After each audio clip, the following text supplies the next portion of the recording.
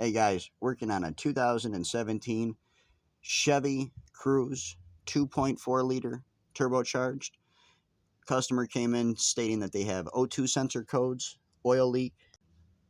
2017 Chevy Cruze 2.4 liter turbocharged. Customer came in with an oil leak issue, O2 sensor codes, rough running at idle, rough running while driving,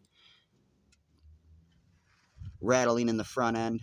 So from what I see here, she was diagnosed by a shop with having a top end oil leak on the valve cover gaskets. I don't believe that's the case. I was assuming it was going to come right from this exhaust pipe. When I got down here, I realized somebody had taken off the center cover and left it exposed, which resulted in the flex pipe rusting and rotting out right here along the side.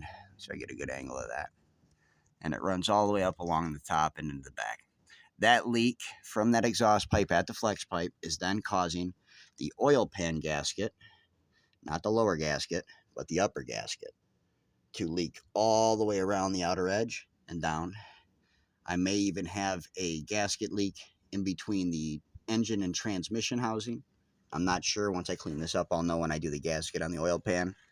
Oil has soaked everything on the underside of the engine bay, the rack and pinion, and ran all the way back down to the secondary catalytic converters.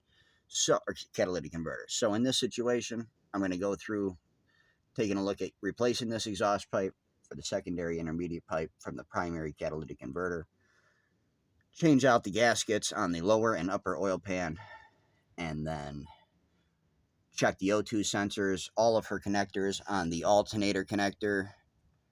All of that soaked in oil. I'll have to go through cleaning out all the connectors to see what actually is having problems, because she came in buying multiple parts, multiple sensors, and I don't think half of them are bad. We'll see. I'll let you know in the next video.